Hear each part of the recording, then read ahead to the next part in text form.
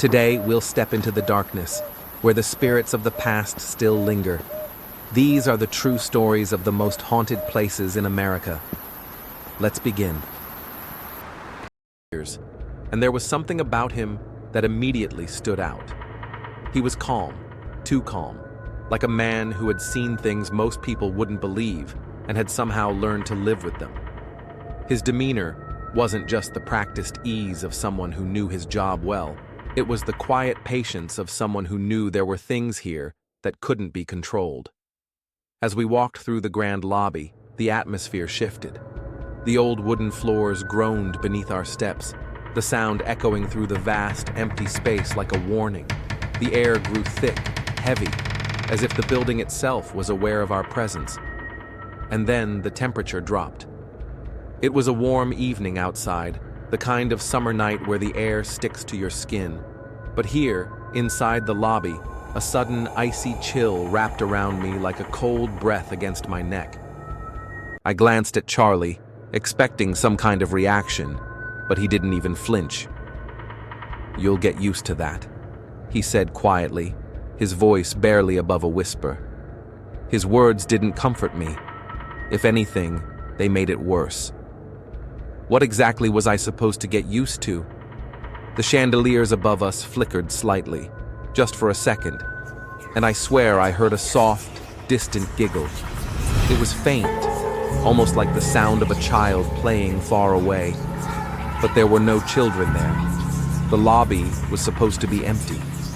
Charlie kept walking like nothing had happened, leading me toward the grand staircase. "Come on," he said, his voice steady. "This place likes to make an impression on newcomers." I followed him, but every instinct in my body screamed at me to turn around and leave.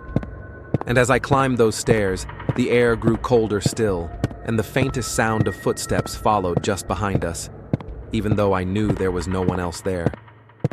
Charlie noticed my unease and chuckled. "Don't worry," he said. "It's just the ghosts." His voice didn't sound amused. It was more like he was acknowledging an old friend. That's when I first felt it. A strange chill settled into my bones, and my heart skipped a beat as I heard faint footsteps echoing from the grand staircase. I looked up, but there was no one there. As we continued the tour, we walked up to the second floor. The air grew colder, and I could feel the tension building. I began to hear whispers. They were soft at first, like voices from the past, but as we reached the second floor hallway, the whispers grew louder and clearer.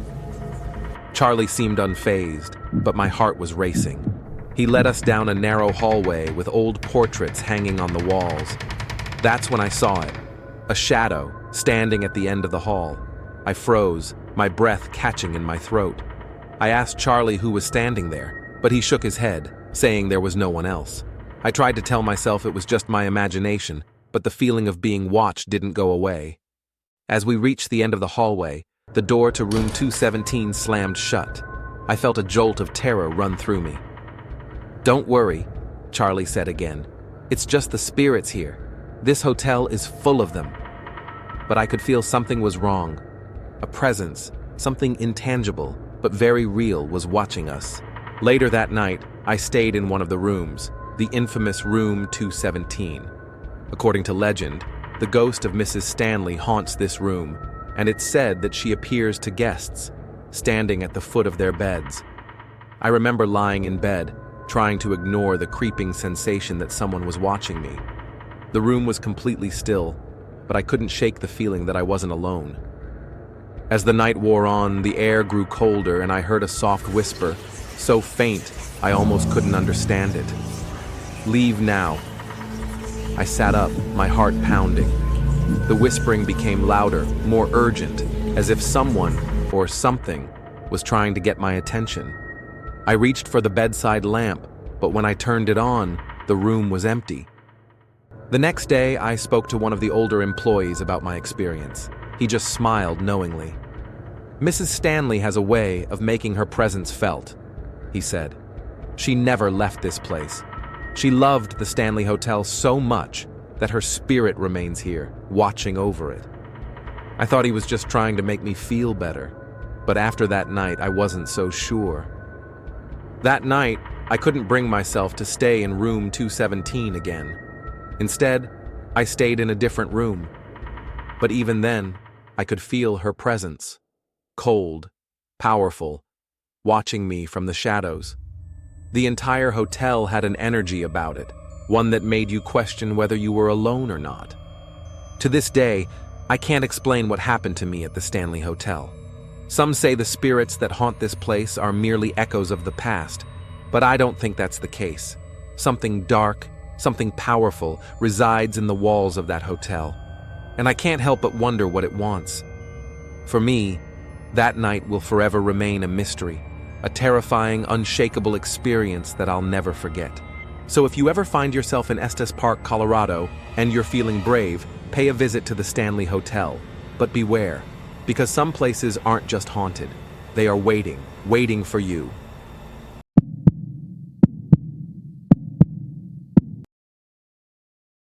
When I first arrived at the Myrtles Plantation, I knew it was one of the most infamous haunted places in America, but nothing could have prepared me for what I was about to experience. The plantation, built in 1796, was beautiful but eerie.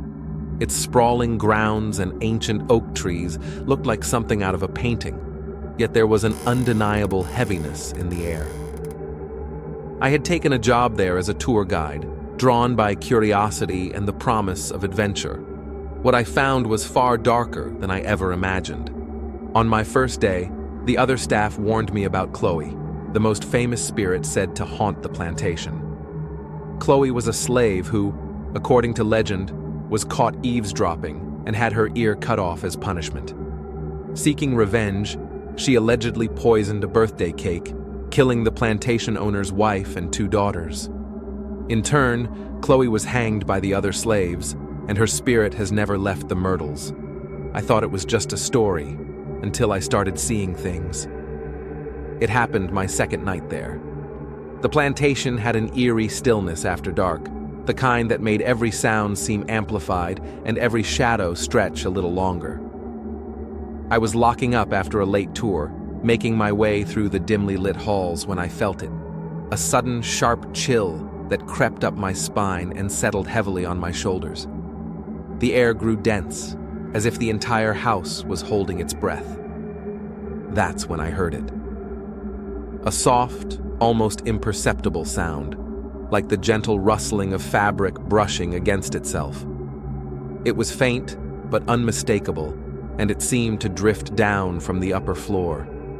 My heart began to pound as I slowly turned toward the grand staircase. The wooden steps rose into darkness, their edges softened by the flickering light of the chandeliers. And then I saw her. At the very top of the stairs stood a figure. She was barely illuminated, but the outline of her form was clear.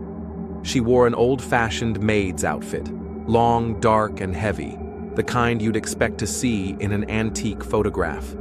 A green turban wrapped tightly around her head, concealing most of her face. But even from that distance, I could feel her eyes on me, an intense, silent gaze that pinned me in place. My breath caught, and for a long, frozen moment, neither of us moved. And then I blinked, and she was gone. The staircase was empty once again, but the oppressive weight of her presence lingered.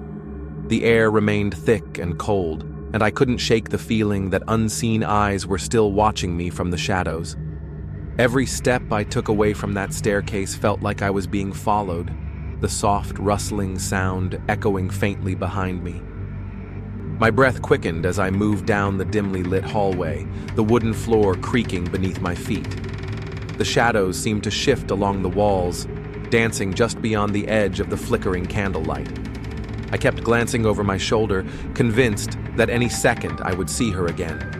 That spectral figure with the green turban standing silently in the dark.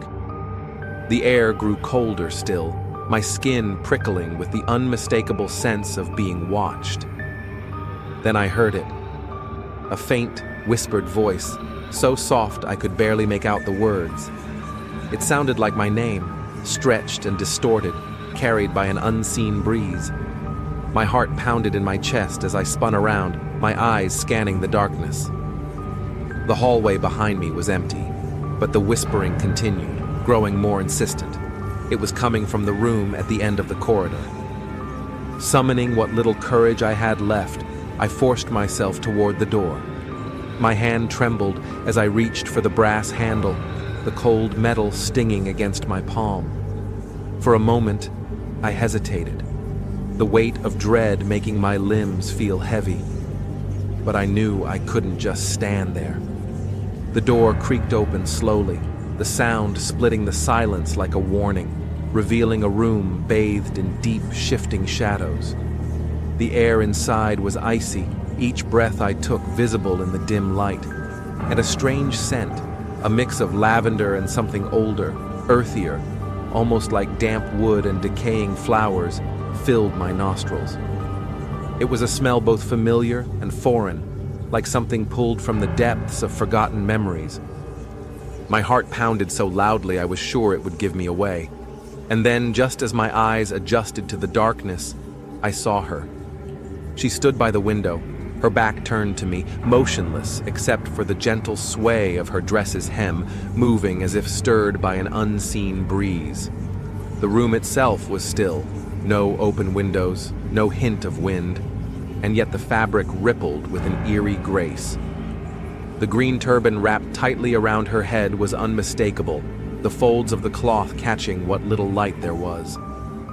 My throat tightened as I tried to speak, but no sound came out, just a faint, strangled whisper that died before it even formed. Suddenly, she turned. Though her face was blurred and indistinct, as if seen through a fogged glass, I felt the full force of her gaze settle on me. It wasn't just a look. It was a presence, heavy and suffocating, filling the room with an overwhelming sense of sorrow and rage. The room seemed to close in, the walls pressing tighter, the air becoming heavier with every second. The whispering grew louder, no longer soft and distant, but a frantic, unintelligible chorus. Voices overlapping in fear, anger, and desperation. And then, just as quickly as she had appeared, she was gone, leaving behind only the echo of her presence and the chilling certainty that this night was far from over. The room fell silent once again, but the cold remained, wrapping around me like a warning I couldn't ignore.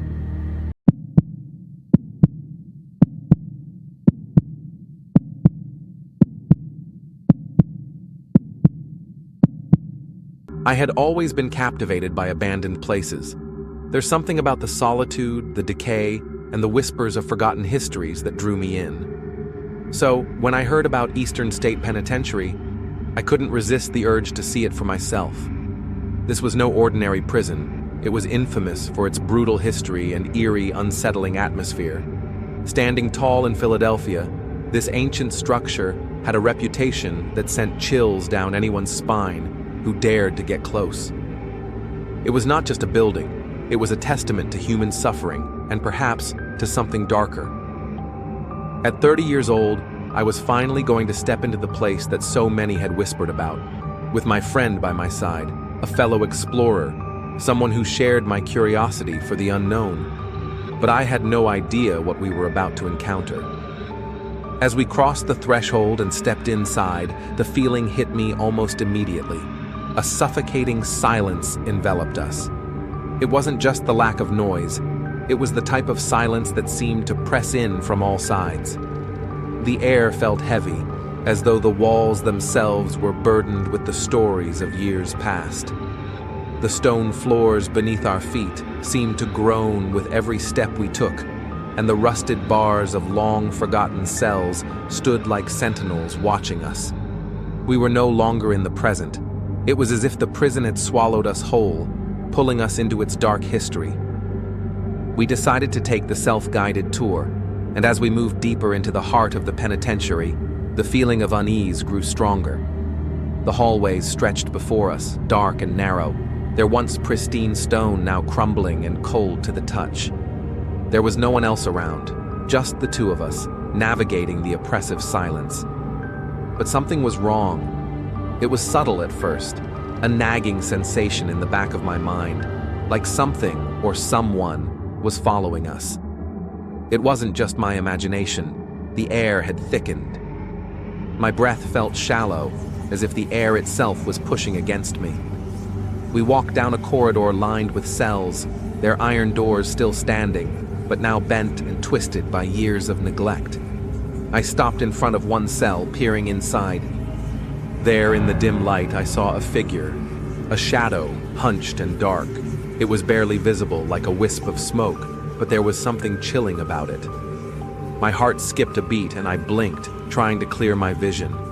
When I opened my eyes again, the figure was gone. I thought it was just a trick of the light, maybe my mind playing games with me. But then my friend stopped dead in his tracks. We both froze, straining our ears to hear. At first it was faint, almost inaudible, but then it grew clearer. Soft, heartbreaking sobs coming from one of the cells. A man's cries, raw and full of pain, echoed through the emptiness. The sound seemed to rise up from the very walls themselves, as if the building itself was weeping. I swallowed hard, my throat tight, but we couldn't move. There was a strange pull, an invisible force that kept us rooted to the spot. We looked at each other, our faces pale with fear, but there was no turning back. We needed to press on. We walked deeper into the prison, the sobs still ringing in our ears. But the further we went, the more oppressive the air became. It was as if the sorrow that filled the cells had seeped into the very atmosphere of the prison, clinging to everything it touched. Then we reached the solitary confinement area. This part of the prison had a reputation all its own. Solitary confinement wasn't just a punishment, it was a form of torment. The men locked away in these cells were subjected to silence and darkness, with no human contact for weeks, even months. As we entered the area, the air seemed to thicken even more. It felt wrong, unnatural, as though the weight of isolation had driven something dark into this place. Without warning, there was a loud bang from inside one of the cells, like a door slamming shut. And then, the sound that followed sent a shock of terror through me. It was the unmistakable sound of chains dragging across the floor, heavy and deliberate. We rushed out of there so fast I thought my heart would explode in my chest. We didn't speak much after that. The air had changed. Something was watching us. I could feel it, deep inside. It wasn't just the oppressive weight of the prison's past. It was something living, something that still lingered in the walls, in the halls, in the shadows. I still hear those sobs sometimes. Soft, barely audible, echoing in the back of my mind. The cries of the forgotten, the lost souls who once wandered those halls, trapped in an endless cycle of punishment and despair. Years have passed since I visited Eastern State Penitentiary, but the feeling has never left me. I can still feel the weight of that place pressing down on me. The sense that something is trapped inside, still roaming the halls. They say the penitentiary is haunted, but I believe it's more than that. The spirits that haunt this place, they're not just memories. They're real. They're waiting. And as I stand here today, I can't help but wonder, are they still watching me? Is something still waiting, just beyond the shadows? So, if you ever find yourself in Philadelphia and you're brave enough to visit Eastern State, remember, some places aren't just abandoned. They're waiting, and they're never truly empty.